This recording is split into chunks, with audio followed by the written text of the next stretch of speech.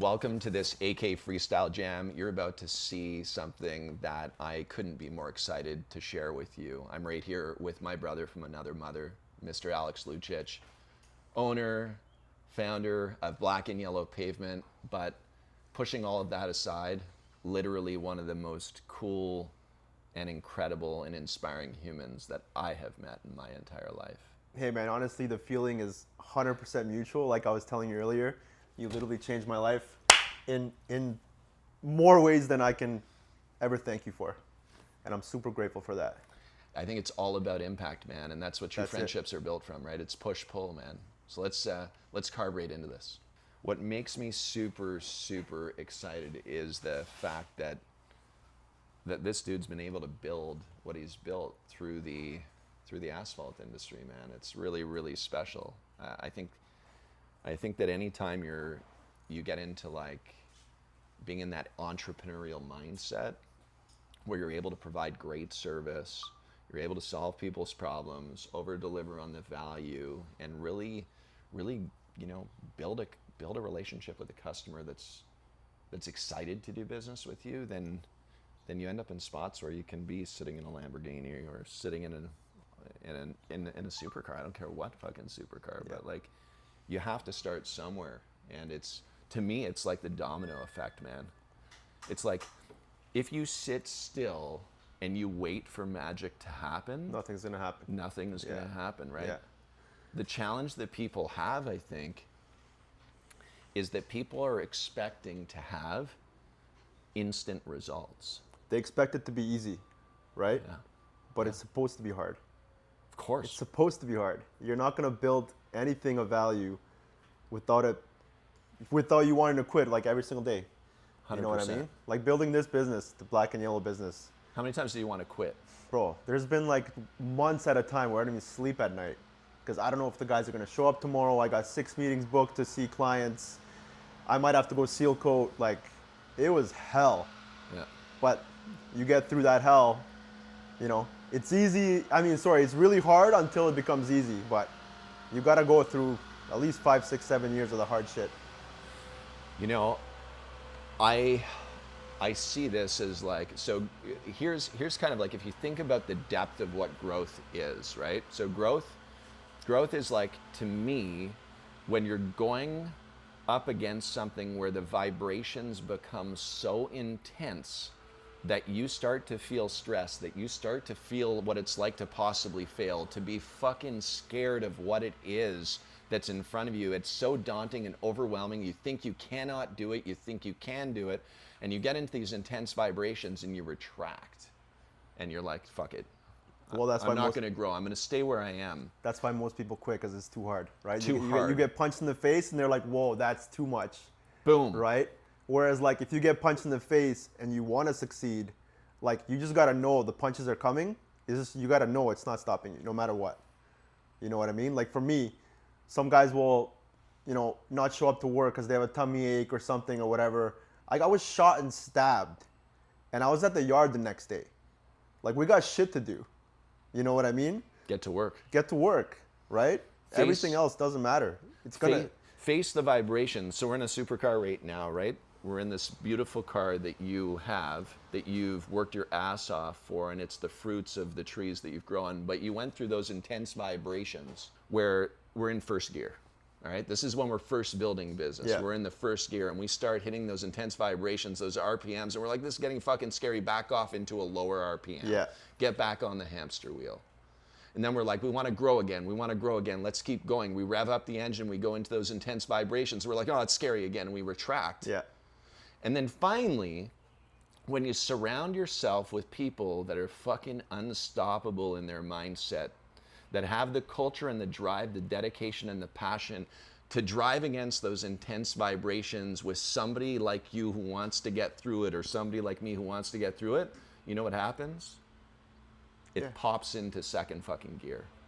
And we go into 100%. A new set of vibrations, and that's growth, man. It's like, if you right now are sitting in a spot, literally if in a spot where you are going up against this intense vibration to grow to that next level and you're scared, it's normal. Absolutely normal. 100% normal. You got to go through all those emotions, through all that pain to get to the other side, which is like heaven, right? But without that pain, if everybody could have it, there would be no value, right? You know what I see people doing, bro? They go up against these intense vibrations that create a lot of stress and they back out, they pussy out on it. Yeah. And they go back to where they were and they just accept what average is. 100%. And society, let's face it, on our phones, man, like they're just teaching us, these multi-billion-dollar corporations are teaching us how to be average. 100%. And until these conversations are had, where you can start to break out of average, you're gonna be stuck, man. But they want you to be average, right? Because a course. weak man can be controlled easier. And they Way want easier. control, right? So, What are some of the things that you do in your daily routine to break away from average? Because, dude, like, this is not average. Like, this is not yeah. average. What do you I do everything to break away from average. Every chance I get to do something that somebody won't do, I'm going to do it because it builds up my mindset and it creates trust within myself. So I just told you about Mount Fuji. We were climbing Mount Fuji. It was like, the weather was 10 times worse than this. Foggy, rain, cold. Quarter of the way up, I was like soaked. I took my shirt off and I climbed Mount Fuji with no shirt. That feeling, it just like, it was exhilarating because like I know nobody else is going to do that. And so you build that confidence within yourself because you're like, I'm willing to just do whatever nobody else is willing to do it. That's why I drive the Lambo with the top down when it's snowing and it's negative 30 because I'm out here, I'm like, nobody else is crazy enough to do this. And it just tells myself that I'm just willing to do whatever nobody else is. And I don't care what anybody thinks. I don't care what they're saying about me. At the end of the day, it doesn't matter. You were cut from a different cloth. And it's up to you to make the decision to be cut from a different cloth. Nothing was silver platered for you, bro. Nothing. Nothing was silver platered. This was not given to you. That was not given to you. This was not given to you. Your brand was not given to you. Your business was not given to you. Your happiness is not given to you. Your sadness is not given to you. You've made the choices in your life to do the things that you've accomplished in your life. And for that, I am so fucking proud of what you've built, man. It's about, none of this stuff would really matter that much if I wasn't the person that I am, right? If I was just, if I didn't follow through with my word, if I didn't, go to the gym every day and do all the hard things and make those habits, I would not be the person that I am today. And driving a Lambo, what would that even mean? 100%. Right? And so I use every single negative thing and you turn it into energy to do something positive with it. Right? But, running with you on the beach, that was a huge impact for me in Anguilla because I was out of shape. I would be the guy that goes to the gym, sits in the parking lot and says, oh, I'm not even going to go in, I'm going to go tomorrow. I would do that all the time. I had no discipline. You'd go to the gym and actually do that? Yeah. Wow. I would go sit in the parking lot and then I would go home because I'm like, oh, I don't feel like it today. Oof. Straight up. Yeah. And then we had that run on the beach. I could barely breathe. And I was like, I got to make a change. And then when I came back, I did 75 hard. That was probably the best thing that I've ever done. Like big growth came from that. The biggest growth came from 75 hard. Why? Straight up. Why? Because you do the things that you say you're going to do. And like I said, that builds up that confidence and those habits. And now you start to trust yourself and now your confidence goes up and it's this like upward spiral. Discipline. So now I never miss the gym. I go twice a day, every single day. It doesn't matter. Sundays, Saturdays, every single day. Right? And that was a huge moment for me. And then, man, getting shot and stabbed was a huge moment for me. Because that was like God coming and sending me a message, preparing me for... Be careful. Be careful, but preparing me for what's to come. Uh-huh. Because you're not going to do some great things without... Right. Without there being some bad things that come along with it, right? For sure. You can't get rich, successful, famous, and make an impact without a target on your back. 100%. Right? So there's the good with the bad. How has there's haters, right? The envy. People see you from the outside. What kind of impact has that had on you, honestly? The hate is unreal, especially when they see me driving the Lambo in the winter. You know, they think, who's this guy think he is, whatever. But at the end of the day, I don't really care about the haters. I love it. I want to make them suffocate. And I just keep doing what I'm doing. They wanted you to quit. They want me to quit, yeah. And there's no way you're quitting. There's no chance I'm quitting. It's the opposite. Yeah. So what I have found has fueled the success and really blocked out the noise. And when I say blocked out, it actually does fuel me. I love the hate. But what has helped me the most is by having brothers like you to know that we're here for each other in those moments. 100%. Having those pillars of strength in your circle that allows us to continue to build the culture, to be able to send you a message, man, I love you, brother. Like, love you, I'm thinking about you. You know, regardless of the time the distance and the time that we interact, we always know, because we have that vibration, that intensity. And that makes me ultra fucking strong and allows me to feel unstoppable. 100%, man. When you have brothers around you that are on the same wavelength, that are thinking the same, that are, you know, don't care what other people think, you really become unstoppable. But you're not going to find that brotherhood until you actually, again, go through that pain. 100%. Right? Because if I was the person that I was in 2011, I would have none of these people around me. I knew nothing back then. I didn't have any prospects. I didn't have any money. I didn't know anything about sales.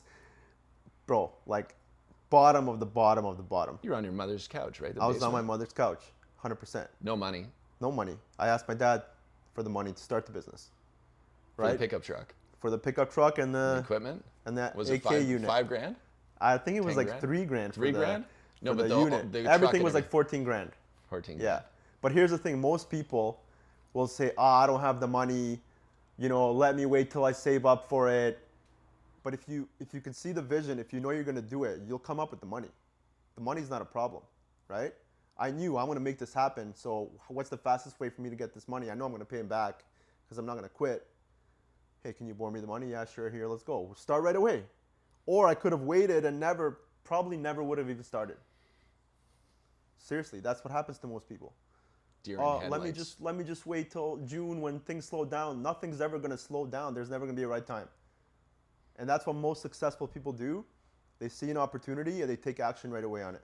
They don't wait. Dude, I hear so many people, they're like, I want to start a business, but you know what? It's the end of the season. And then they wait all winter to go through it, and then they never start it. When you have the fire in you and you're sitting in that spot, if you go into a paralysis through analysis, you're never going to start. You're going to spin on that wheel, on that wheel. Yeah. And it's like, when you made the decision that you were going to go do it, you went and did it. I went and did it. You went and did it. You almost quit too. So many times. At the beginning, you almost quit. At the beginning, yeah. It's funny because actually I got a message from you in the early days. Oh, yeah? When you and I started to build a relationship. This is going back how many years, dude? This is like what, 2017? You mean? 2017. Yeah, I was in Dominican Republic actually, and I'm messaging with you, and we were on social and Instagram. We were going back and forth, and you're like, one day I'm going to tell you about a story about how you almost made me quit. Yeah. That was crazy. I don't know how I didn't quit, to be honest with you, because I don't know why it didn't work, but the unit, they have great equipment, guys, but the unit that I got did not work. Listen, those centrifugal pumps back in those days, listen, you got to build your business. Yeah. And we didn't, like centrifugal units, they had challenges priming and then seals that were bursting and stuff like that from overheating. They're better now. But they're way better now. Back then there was that challenge. Like I would literally go seal half a driveway. Lose pressure. Have to go home to my parents' garage and clean it, go back, maybe finish it, maybe another quarter of the driveway, go back.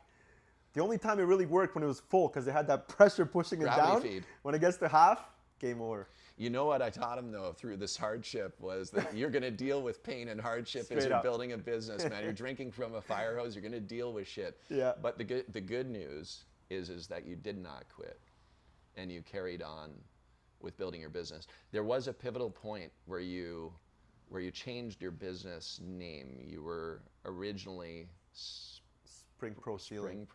Yeah. That was the original company. Yeah. Residential. And then I wanted to do commercial, but we were residential. We were barely even residential, let's be honest. You were going out hunting for $500 a day, $1,000 a day. I was walking around knocking on doors. Knocking on doors, nobody would open the door. It's a good way to get in, Yeah, right? sure. To start building up a little bit, but commercial's where it's at, man. Yeah.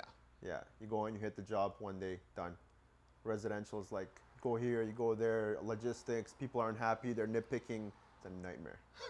2,000 driveways at $500 fucking each to nightmare. make $1 million Yeah. in revenue, right? Yeah. It's like, yeah, you will not be driving a No. Lambo or No. an R8. And you won't be having a nice house, and you won't be having all this nice new equipment and everything. You rebranded yourself Yep. from Spring Pro to black and yellow pavement. Why?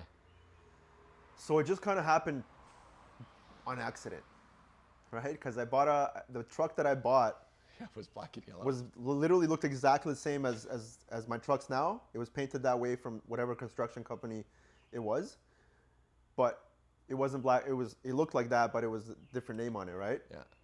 And then the black and yellow song was popular back then. Right, black and and then yellow, every black time and yellow. somebody would see the truck, they're like black and yellow, black and yellow. Yeah. And then it was like black is kind of caught on, and I was like, I'm just gonna change this name to black and yellow because it's so catchy, right? And then Instagram started to Yeah, and then I boost. started posting on Instagram, and overnight we just flipped the commercial right away. Hundreds of thousands of views, millions of views on the videos. Yeah. Built the brand, that intellectual property, really built the face of the business rapidly. Yeah. You invested a lot of time into that. So much time. So it's important as you're building a business to really develop your digital presence then. 100%. Because people aren't just looking at the site, they're looking for information pertaining to you to make sure the social proof's there to know that you're credible or not. Yeah. And they can find you all over the place, and it's branded beautifully with the way that you did it. And that's when I made the decision too, because I had, one truck, one sealer unit. We got the Marathon unit that Yeah. finally could spray. Yeah, yeah. And I remember when I went to Sure Seal, because I bought it from Sure Seal. I went down there, I was like, this thing looks amazing. I'm like, are you guys sure this thing can actually spray? I did not believe You were that there was, confident. I did not believe that there was a unit out there that That actually could could spray. spray. So he's like 100%. I'm like, okay, let me try it. My first job site, pressure was just insane. You're like, I'm like, "Oh, here we let's go." go. And that was like the moment when it's like, all right, we got Kickstart. this. Yeah, kickstart. Kickstart. Yeah, and then we just flipped it to commercial, and everything flipped from there. I had one truck in the unit. We were going door to door, and then I was always like, how am I gonna grow from I couldn't see the next step of having employees and them doing the work, but really seeing Lance and Sure Seal and what they were doing when I went to their yard, I was like, holy shit, this is what's possible. And then he really did a great job mentoring me. He helped me a lot. In those early days, Yeah. which really skyrocketed my growth. If it wasn't, Mentored you?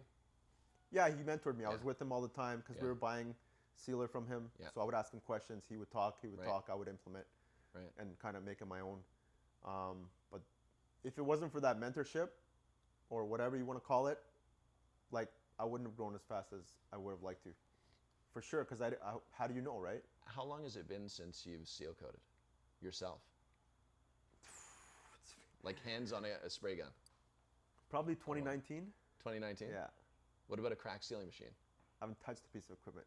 You haven't touched a piece of I haven't equipment. touched any piece of equipment. So you're not working in the business, you work on the business? Yeah. How many hours a week are you working? It depends. Beginning of the season, Yeah, lots. lots of hours. Yeah. Once we start rolling, I got a lot of free time. I don't need to be there. You don't For need to me, if I'm going to be on micromanage. site, I'm failing. Right, You know? right. Well, I think you build a business to ultimately achieve freedom. And that's at the end of the day, that's what it's about. It's freedom. It's For me, it's freedom. From when I was 4 years old, freedom has been on my list. I don't know how I figured that out so young, but freedom was exactly I knew that's what I needed in my life because that's just who I was. You can either build a hand crank business where you have to constantly hand cranking, or you can build a machine-based business that actually buys your freedom. And I think that that's such an important thing, that when you're building a business, that you have the processes and systems in place that are actually able to be worked by other people that you may bring on. Because I'll tell you, for any of us that own businesses, what happens if we get sick? What happens if we become disabled Yeah. and we're unable to operate it?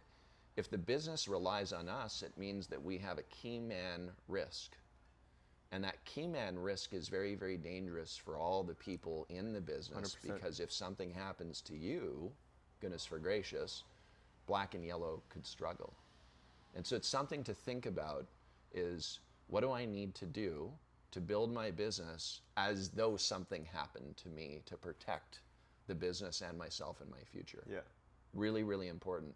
The second thing that I think is really important, this is a really good tip that we recently learned through the board of directors, Keith Cunningham, who wrote the book, The Road Less Stupid. Yep. Phenomenal human, by the way. If you haven't watched it, read it, The Road Less Stupid. Listen to it on audio form like I do if you want. I have such bad ADHD, I start reading. That's why I fucking fall asleep when I'm doing 75 hard. I gotta read 10 pages and I'm sleeping by 4. Yeah. Like, fucking out cold, man.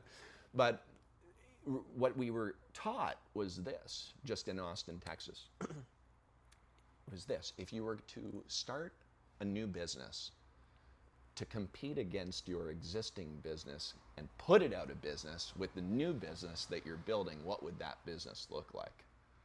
It's a really That's an cool interesting exercise. question, yeah. So imagine black and yellow is a competitor, and now knowing what you know now, Yeah. you start a business that's going to put black and yellow out of business. It's fucking That's awesome. a different perspective. And you eliminate the key man risk when you're building the business. And so what you do is you start coming up with that plan, Yeah. and you implement it with your business and you grow. It's really, really cool. It's a good exercise. I'm gonna do that. Alex, listen, man, I appreciate your time so very much. And I know that there's so many golden nuggets of inspiration and motivation that's been taken out of this for people watching. And that's really the goal, man. We want to create remarkable experiences for everyone around us. Dude, I want to leave every conversation knowing that somebody's feeling better than when I actually first met them. And I think that you practice that, you do that. And I'm really, really grateful for your time, man, in your home here. I'm grateful It's to have precious. you here, honestly. It's special. Yeah. You heard me say it when I first Yeah, walked in, very. dude. I'm like, this is really freaking special. I'm proud of you, bro.